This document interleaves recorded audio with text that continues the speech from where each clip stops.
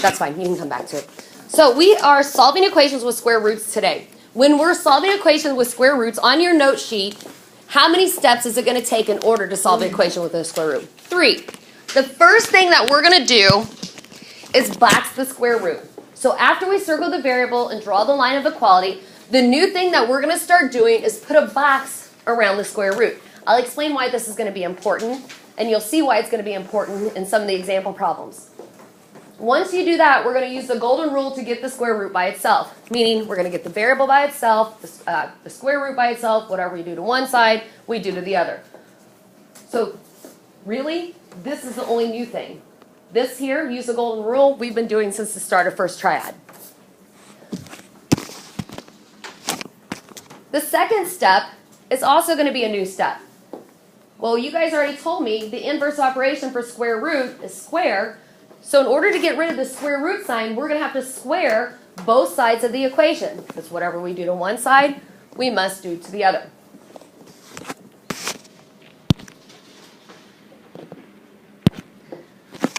And then the last step is just solve as usual. So I'm going to go ahead and give you guys about 2 minutes to write that down. And then we'll continue. Or you can get on Google Classroom and get the rest of them if you did not get it all down. Okay, so for example number 1, you're going to have the square root, and under that square root, you're going to have c plus 2. So make sure you have the square root covering the 2 as well. It's going to be really important. Equals 5.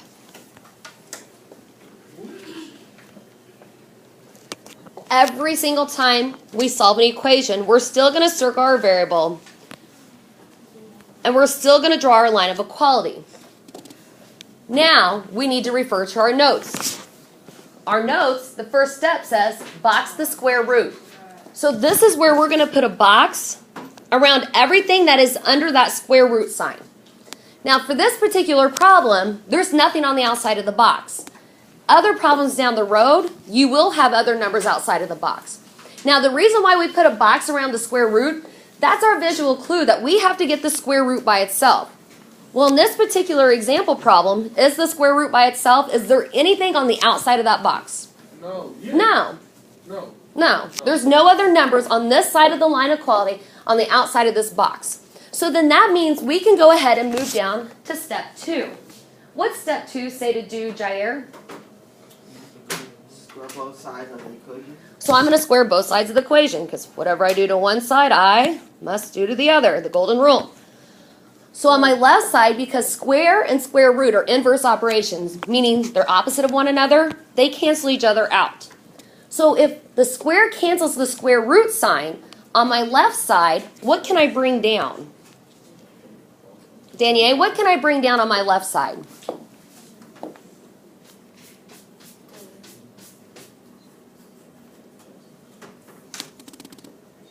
You got it. If the square cancels with the square root sign, so that gets rid of this, what am I able to bring down now? Yeah, the c plus 2. And then on my right side, Danielle, I'm going to solve. What's 5 squared? 25. Then you're going to take that negative 2. Why? How do you know I can do that now? Because it's still doing the subtraction thing. Yeah, what kind of equation do I have remaining now? That's a regular 25. So they do minus 2. How about a one-step equation? So as Damon was saying, to get the c by itself, say it again. Negative 2. Minus 2, whatever I do to one side. You're going to do to the other. Oh, this move. Okay. Now what do? Then after that, put your answer. Well, what is my answer? Oh, no, it's going to be C equals 23. Okay. Do 2. Okay, one more thing. What you like? One thing I want finished on this problem. Cancel out my 2's. You know what it is, though. Like, I do, but I want to make sure that you guys know. I mean, we don't know what it is, but we want to put our answer on it. I don't know if you know it yet because you haven't taken your quiz on it yet. And we're only on example 1, so you're going to have to prove it. Okay, if I gave you a quiz on this type of problem, just this one right here. Thumbs up if you'd ace it, thumbs in the middle if you get an average, thumbs down if you'd fail it. Stop playing. All right, good. All right, let's look at example number 2. So example number 2 is going to be very similar to example number 1. We're going to have the square root of e plus 14. That all goes under the square root sign. Write this down, please. equals 2.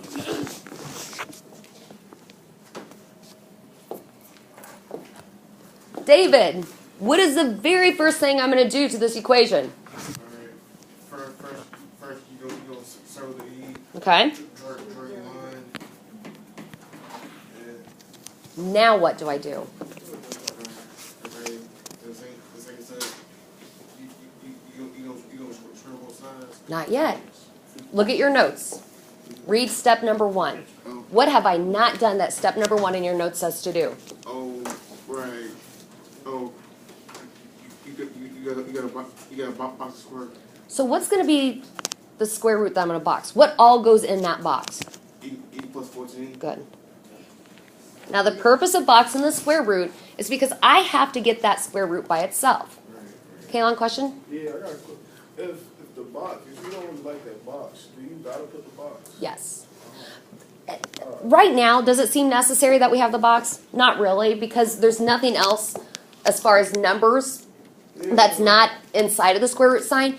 But you're going to get to problems where, for example, it'll have the square root of e plus 14 divided by 2 minus 3 plus 2 equals something. You're going to have a lot more numbers, a lot more steps, and that's where it's going to get confusing. So that's why I like the box around the square root, because that's, again, I'm a visual learner. It's my visual cue that I have to get that by itself. So the whole point of boxing the square is because that's my visual cue that I have to get the square root by itself. Well, is there anything on the outside of the box here, David? No. So that means I'm ready to move to step 2, and you already told me what step 2 was, but tell me again. You gotta square both sides and get the E by itself. Good. So I'm square on both sides because square root and square are inverse operations, meaning that square is going to cancel the square root sign. So what am I able to bring down on my left side, David? E plus 14. Equals. And then on my right side, what's 2 squared? 4. Good. Now, is this problem finished, Kira? Why not? Because now you subtract the e box. Okay, and how do I do that? Subtract 14 on both sides. Cross out the 14. You don't have 10 for the 4 and then put Oh, that's not right. Okay.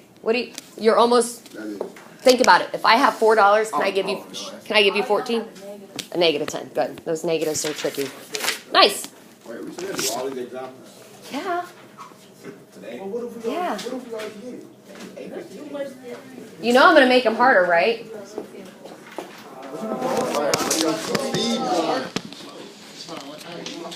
All right. So now we're going to start. So now we're going to start with a little bit more difficult. So we have the square root of d plus 1 minus 3 equals 6. Go ahead and write that down on your paper.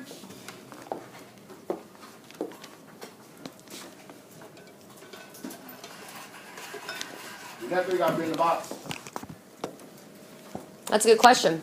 What do you guys think? Do you have to put the minus 3 in the box? No.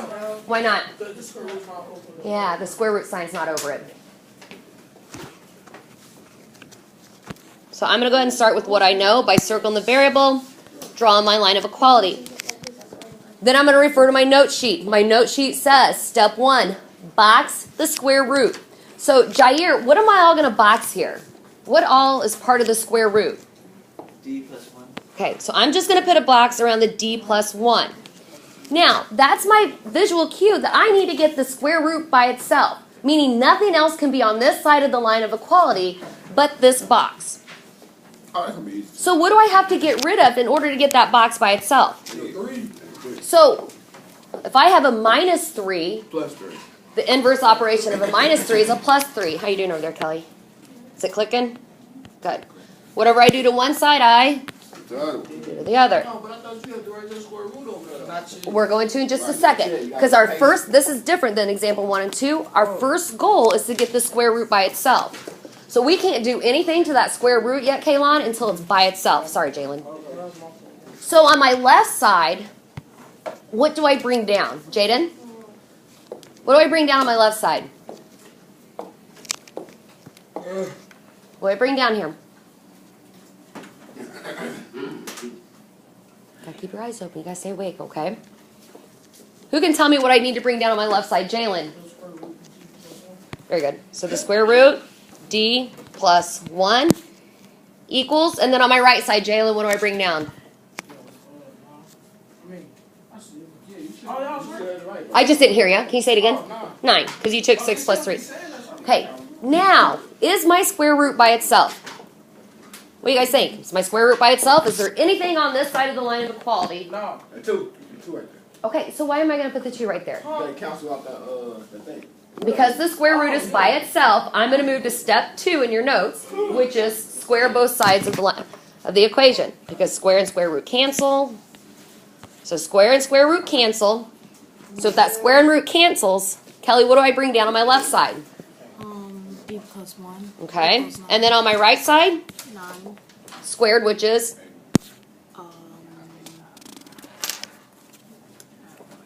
Can somebody help Kelly out with 9 squared? Kaylon? It's 81. It's 81. Remember how to type it in your calculator? Your calculator's going to be right there too.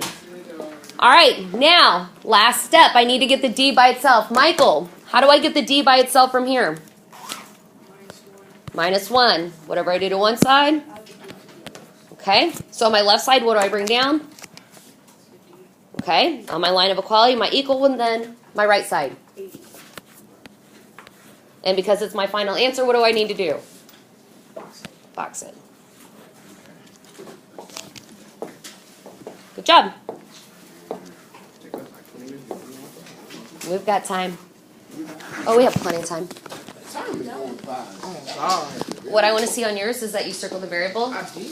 You did. I did. Oh, see, Oh, what happened was. I was searching for the property. Okay. Let's take a look at this one. It's not. It really isn't. I promise. It's the exact same things as what we did last week, except for it has a square root in it. What is it? We're going to solve it the exact same way we've done in the past. Well, let me think. I got it. So, we're going to start with what we know by circling our variable. Drawing our line of equality. What do you think, because this problem's really similar to what we did in the opener, except for it has a square root sign. So what did we do when a number and a variable was on the top together? What did we put around it? You hold on. You box it. Okay. Then you do 2 times Hold on. 2. Good. Then you bring your you bring your square root f minus 3 down. Yes, I'm going to stop you right there, though. No, you're exactly right. So what Kaylon did, he put a box around a square root because he wants to get a square root by itself. Because he wants to get rid of the square root by itself, he had to get rid of that divided by 2. So the inverse operation for divide by 2 is what? Multiply by 2. Whatever you do to one side, you got to do to that 3. You got to do to the other. That's right. So then he went on to say what? You bring your square root f minus 3 down. And then on your right side? And then you bring your 6 down. Good. And then you gonna write the third. Then you're going to write your what? Then you gotta write the what was them small 2s? 2, man. What's that called, though? You need square. You have to understand what that small 2 is called. Square root, man. No. What's that little 2 called? 2 squared. Squared. Just squared. And whatever we do to one side, we... Quick question. Why am I using a squared? Because, look, the Square root right there. No, you're on the right thought. Because the square root right there, right? Uh-huh. So we're gonna do it, you know what I'm saying? Every time you use a square root, you gotta put a square. Because they're what to each other? They, man, they cancel each other out. Why? She gotta ask for the word. I am. I'm looking for the word. Nobody said it yet. Wait, what's the word? You tell me what the word is. Why do I use square with a square root? What are they to one another? Square and square root are what to one another? Oh, it's so close, but nope. Can you give us the like what letter? 2 words. What letter? Starts with an I. First word. Starts with an O. It's operation. Inverse? Yes, Deja, give yourself a +2. Because they're inverse operations. Did you? Yeah. Did he? that. Okay, you can give yourself a +2, Jalen. I was just about to say that. Okay, give yourself a +2 too. Jeez. Okay, so because square and square root cancel, bring it back. What do I bring down on my left side, Danielle?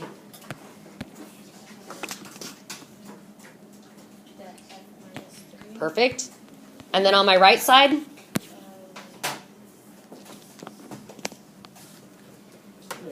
you have 6 squared, which equals. So 6 squared is 6 times 6 is 36. All right, Jaden, help her finish. Oh, I want to get the f by itself. How do I get the f by itself from here? +3. Plus 3 on both sides. So then f equals, Jaden, what's 36 plus 3?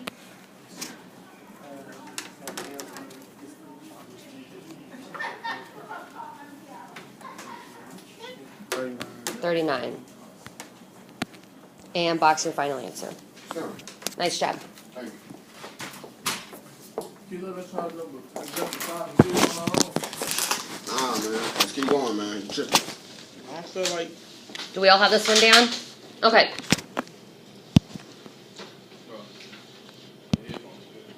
Nope. That's where we're going to stop the notes for today.